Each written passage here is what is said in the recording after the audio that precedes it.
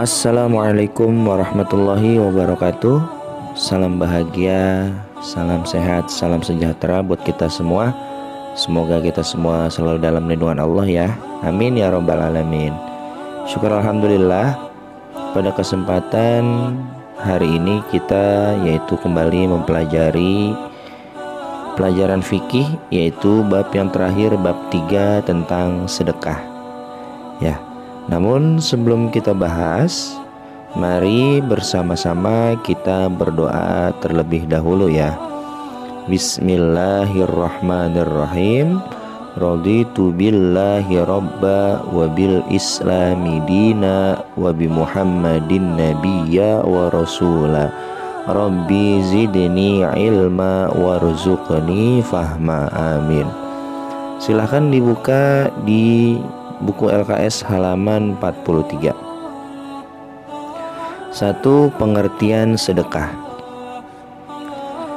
Sedekah dapat disebut juga dengan sedekah.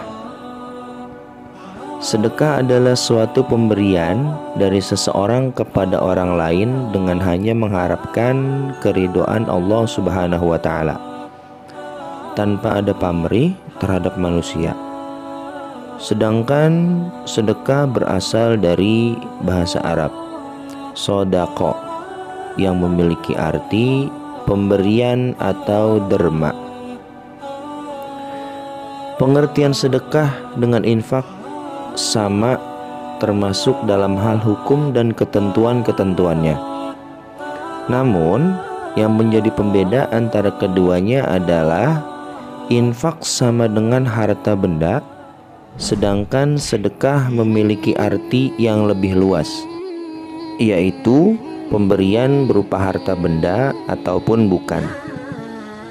Sebagai contoh, dalam sebuah hadis disebutkan bahwa senyum kepada saudara termasuk dari sedekah.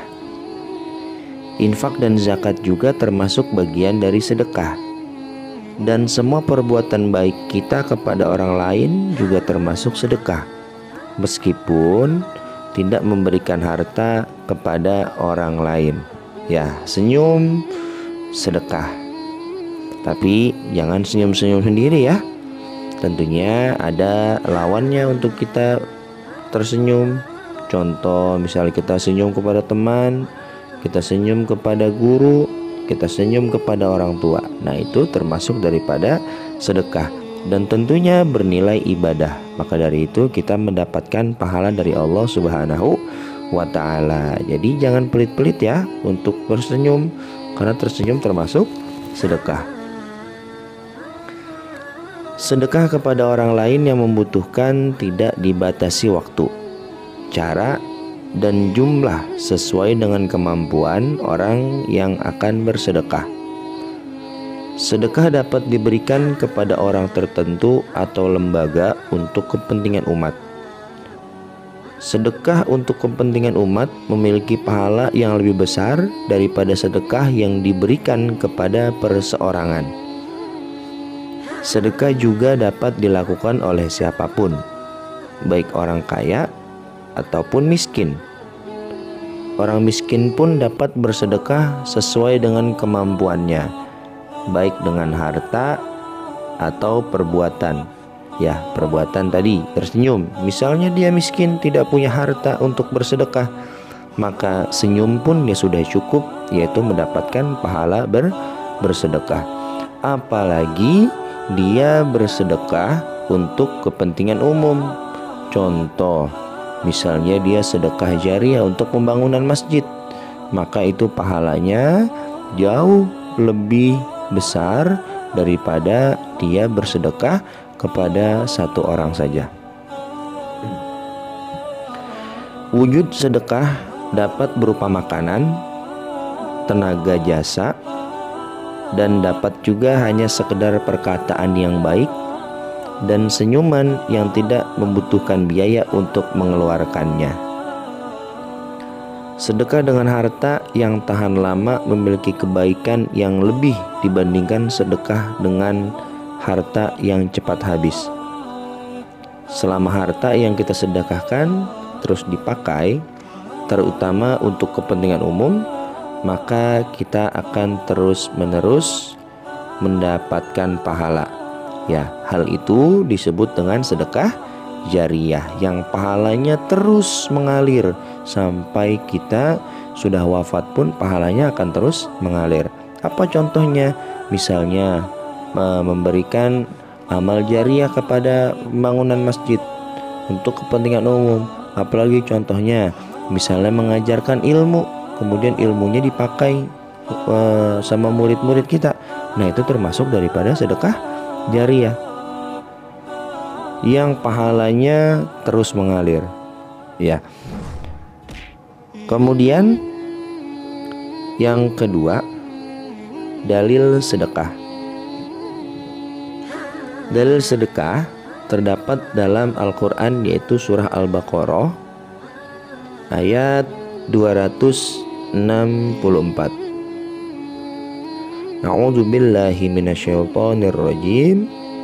Ya ayyuhalladzina amanu la tubtilu shadaqatikum bil manni wal adza kalladzi yunfiqu ma lahu ria'an nasi wa la yu'minu billahi wal yaumil akhir famathaluhu kamathali safwanin 'alaihi turab fa asabahu wabilun fatarakahu salda la yaqdirun 'ala syai'im mimma kasabu wallahu la yahdil qaumal kafirin. Hai orang-orang yang beriman, janganlah kamu menghilangkan pahala sedekahmu dengan menyebut-menyebutnya dan menyakiti perasaan si penerima, seperti orang yang menafkahkan hartanya karena riya kepada manusia dan tidak beriman kepada Allah dan hari kemudian. Maka perumpamaan orang itu seperti batu licin yang di atasnya ada tanah. Kemudian batu itu ditimpa hujan lebat, lalu menjadilah dia berisik, tidak bertanah. Mereka tidak menguasai satupun dari apa yang mereka usahakan, dan Allah tidak memberi petunjuk kepada orang-orang yang kafir.